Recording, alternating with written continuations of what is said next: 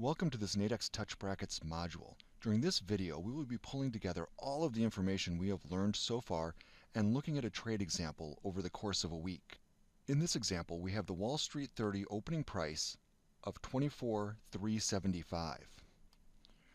We have bracket number 1, which has a floor 100 points below the market, ceiling of 400 points above the market. Bracket number 2 has a floor 200 points below the current market and a ceiling 300 points above. Bracket number 3 has a floor 300 points below the market and a ceiling 200 points above. And finally, bracket number 4 has a floor 400 points below the market and a ceiling 100 points above. All of these brackets have a final expiration of Friday afternoon. In this example, we'll take the position of being bullish on the market. If being bullish, bracket number 1 allows us to enter with the lowest risk and highest potential return. So let's focus on bracket number 1. Again, bracket number 1 has a floor 100 points below the current market for a level of 24,275. The ceiling is the market plus 400 points, or 24,775. And the final expiration again is on Friday afternoon. In this example, we will say that we bought exactly at the opening level. Keep in mind, all trades are different, and as the market moves, the risk and potential reward for each bracket will change with that movement. With a buy price of 24,375 and a floor of 24,275, we have 100 points risk. For the Wall Street 30, the minimum tick size is 1 point, and each tick has a value of $1. This gives us $100 of maximum risk on this trade.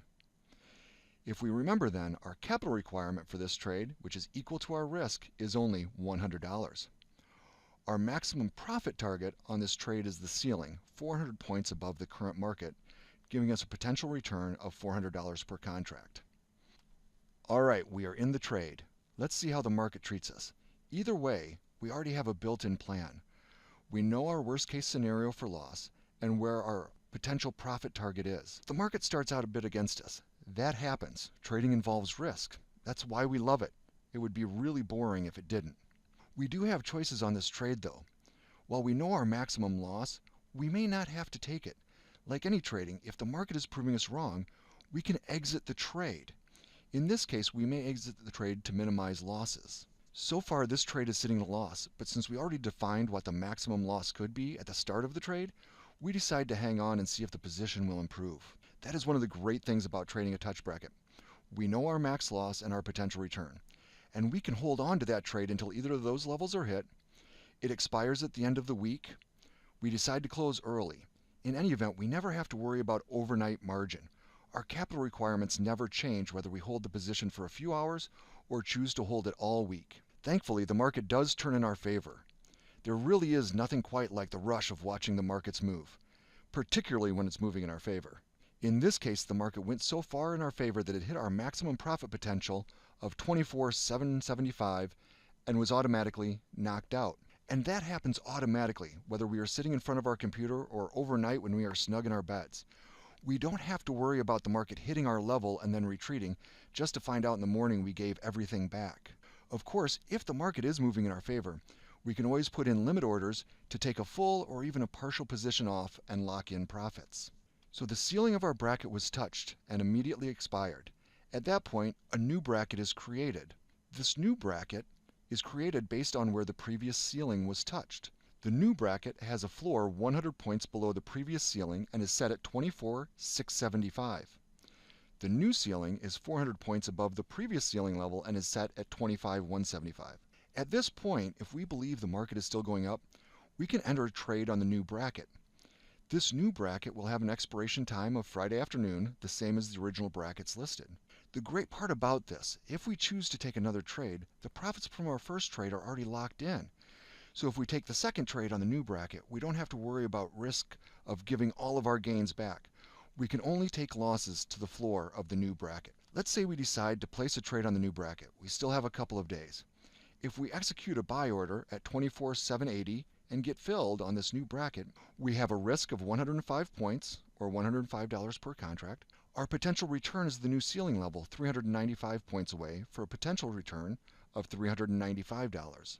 The market again moves in our favor. What a great week. As we head into expiration, the market had moved sideways a bit, and at expiration, we have a settlement value of $24,990.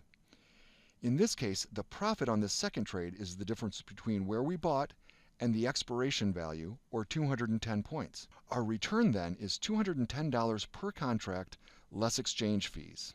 This was an example illustrating a few scenarios, and every trade will be different. As a trader, one of the core responsibilities we have on every trade is to have an exit strategy for both sides of the trade.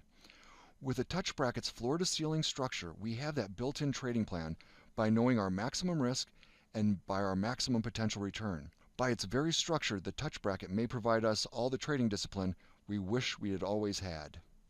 What we've learned. Over the course of these modules, we have learned all of the core components of Touch Brackets, the benefits they offer traders and how they are constructed, the two ways they can expire, by price or by time, their risk-reward profiles and how these relate to capital requirements, and finally, how they move with the market. So what's next? As traders, we need to always be learning. One of the best ways to learn is by hands-on experience. Thankfully, we make it easy to get that experience, risk-free. If you haven't done so already, use the link to the left of this video or visit www.nadex.com/demo to open your Nadex demo account and start putting into practice what you've learned. Of course, a demo account will never teach us how to be traders. Only taking real risk and real experiences in a live account can do that. The demo account, though, will give you a great start, and when you're ready to embrace the markets, we'll be here. Of course, if you'd like to speak to us now, you can always contact us by email or telephone. We're here and we'd love to help.